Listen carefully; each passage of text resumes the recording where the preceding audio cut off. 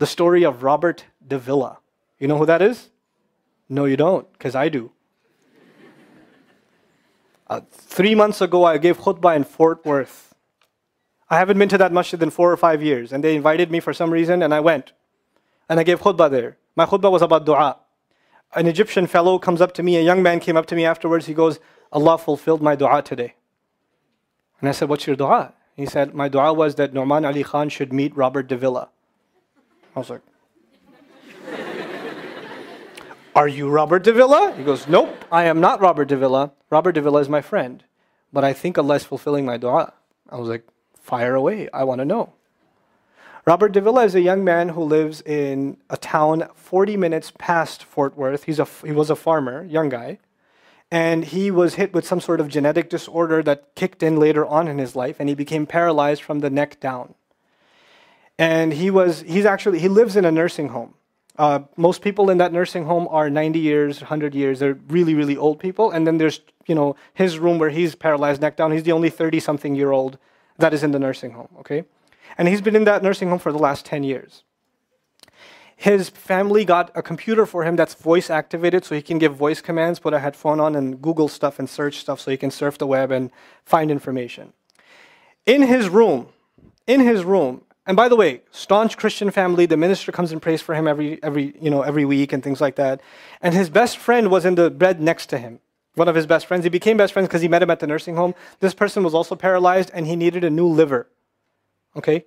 A liver transplant. He was waiting for a liver transplant. And they used to talk about, God and things like that all the time. They were good friends. Finally, his best friend got a call that there's a donor available for the liver. So he's so excited. He goes, Robert, I'm going to miss you, but I'm going. I've got a donor. So they take his friend and they go into the operation, and his friend died at the operating table. Now his friend, who's also a Christian, the deceased friend, his sister, took one of the amulets of his friend, a crucifix, and she gave it as a gift to Robert. This is a reminder of your old buddy. So he hung it on the side of his hospital bed. Robert Davila lives a pretty decent life in there. The nurses take care of him. He's a happy guy. And one day he goes to sleep and he sees a man in his dream. That man says his name is Muhammad. And he says, pointing at the crucifix, God did not send messengers so they would worship the messengers. God sent messengers so you could worship God. And Jesus was just a man. He walked in the markets and he ate food. He walked in the markets and he ate food, and the dream stopped. He only knows that Jesus was just a man. He knows there's a man named Muhammad that said that to him. He said that messengers came so people could worship God and not the messengers. This is all he knows. So he starts Googling Muhammad. He finds Islam. He takes Shahada. When he takes Shahada, he wants to learn about the Quran. So he goes on these chat sessions and finds somebody needs to teach me Quran. He finds a brother in Egypt that he gets together with on Skype to try to learn Arabic. Learn the Arabic alphabet. Once he learned the Arabic alphabet, he learned to recite the Quran. He memorized 10 surahs from his hospital bed.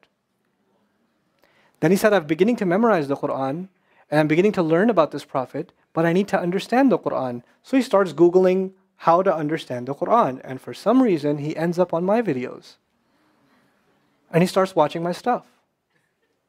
And he watched almost everything. And then here's the kicker. In the nursing home, there was an Egyptian fellow that used to come in and do some repair work. The Egyptian fellow has his own awesome story. The guy had basically lost faith. He wasn't religious. The nearest masjid to him was 50 miles away. So he didn't really go to Jum'ah much anymore. But he felt a spiritual void, so he started going to the church just to feel closer to Allah. Raised Muslim. He goes to the church just to feel closer to Allah. He's passing by Robert's room one day and he hears وَالْعَصْرِ إِنَّ الْإِنسَانَ لَفِي خُسْرٍ. So he walks into his room and says, Robert, what are you listening to? Robert says, nothing. That was me. And the guy says, you're Muslim? He goes, yeah, I became Muslim. And now this friend is in shock. How does Allah guide someone in the middle of Churchtown, USA, in a nursing home, with a crucifix on the side of his bed that he doesn't even have the physical strength to move. And the guy himself says, I want to come back to Allah. So he tells him about his, the friend he found online, Nouman Ali Khan. So the Egyptian fellow starts watching my videos. And then he says, I wish I could meet him one day. And he says, okay, I'll pray for you. And after 5 years, that Egyptian friend shows up at the same masjid that I haven't been to in 4 years. And after Jum'ah says, I think Allah wants to fulfill my friend's dua and my dua. So I said, I think He does. Let's go. So I took a few of us and we went. And we met with Robert. We had a beautiful conversation with him. And inshallah, for Eid, we're going to go to his nursing home again. The nursing home was pretty shocked. You're all here to meet Robert? I was like, yep. Why do you want to meet him? He's an inspiration. We're like, okay, let me check if we can. And they had to call the hospice administrator and all this stuff, and then eventually let us in. And Robert's in shock. And then I meet with Robert, we're talking, and I was like, hey, Robert, so I heard you memorize some surahs. He says, yeah. Can you recite one for me? So he recited Surah Al-Asr. Not one of us was not crying. We're just in tears. When somebody turns to Allah, don't worry about the means. Guidance will come. Balance will come. I want to tell you some more about Robert because young guys are here. Young guys that play basketball. Young guys that are healthy. Young guys that have ambition.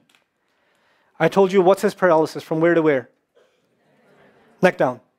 He has a special wheelchair that has to hold pretty much every part of his body in place. He can't just sit in a wheelchair. It holds his neck and it holds every other part of his body in place because he has no control over his limbs. And he has to have a special van where the wheelchair locks in so that if it goes through a bump or whatever, he doesn't, receive the shock. So he made a request. He wants to go to the Friday prayer. They didn't have the special van, so they put him in a regular van. And so he went to the regular van and a few bumps and his spine got even more hurt. He went to Jumu'ah. He came back in excruciating pain. And they said, I'm sorry, Robert, you're no longer able to sit in your wheelchair. You're going to have to stay in your bed for the next 6 months at least. If you see recovery, then you can get back up again. I met him in that span. He had already been in that bed for 3 months already. And the reason he was in that bed is he went to the Jumu'ah prayer. And he told me about the Jumu'ah prayer. He said, I've never felt more peace in my life than I was in that masjid. And you know what I'm going to do, Brother Nouman? When I can sit in my chair again, I'm going to go to Jumu'ah. I'm going to go to the masjid because I've never felt like that before. There's someone who has nothing but control over his mouth and his eyes. And he says, I only find peace in the masjid. And here we are. These masajid, I don't care what ideology, what school of thought, what they're talking about in the masjid, what fitna is there. I don't care. It's still Allah's house. Just go to pray. Don't go there to talk to people. Go there to talk to Allah. Just go to talk to Allah. You're just going for you and Allah. That's it. That's it. Other things will come, but you're not going for them. You're just going there to find peace. You'll become different people. If Allah can guide Robert Davila, Allah guide everybody. And then he said, sometimes I wonder why Allah put me in this position. And then I say to myself, what am I kidding? Allah has given me so much. I am so grateful for what He gave me. And if this is the way He was going to bring me to Islam, it's all worth it. So worth it. You have Muslims that lose a little bit of health. And they say, why is Allah doing this to me? And this man, if you would think, nowadays atheists argue because of suffering, there's no God. If one man has in a position to say, I don't believe in God. If there was a guy, why would I be in this position? It would be Robert Davila. That guy would say, I don't believe in God. If there was one, why would I be in this mess? And yet he's in this position, and I've never seen a face with more nur. Never. I've never seen a face that has more contentment on it. He's so satisfied with life. He's so happy. He's just happy. The last 7 or 8 khutbahs I've given are actually based on one sentence each on one sentence that he said in his conversation. Is that profound? He's a teacher to me. I consider him a teacher. He's my sheikh. Somebody says, who's your sheikh? I say, Robert Davila. Really? Is that a pizza place? Or no. The guidance is all around us. You don't have to get worried about what's not there. There's plenty there. You know what Allah did for the people of the cave? You know He even guided them in where to sleep. You know He even guided them on where to turn. As the sun was coming, they'd turn away from it. As the sun came from the other side, they'd turn the other way. Allah will guide you in your sleep when you make dua to Him. He'll even guide you in your sleep. Every toss and turn will be guided by Allah. Can you imagine? We shouldn't be skeptical in Allah's guidance. We shouldn't worry about how am I going to find balance. No, that's Allah's job to guide you. Your job is to talk to Him. Your job is to get sincere. That is the message I have for you. That is how we're going to find balance. Honestly. And if once you do that, once you become sincere to Allah, Allah will open doors. Allah will give you friends. Allah will give you teachers. Allah will give you access to resources, all of which are going to bring you closer and closer and closer to Him and to the truth and make life better for the people around you. This is really the gist of what I wanted to share with you. I don't want to speak longer. I've spoken too long already. I love coming back to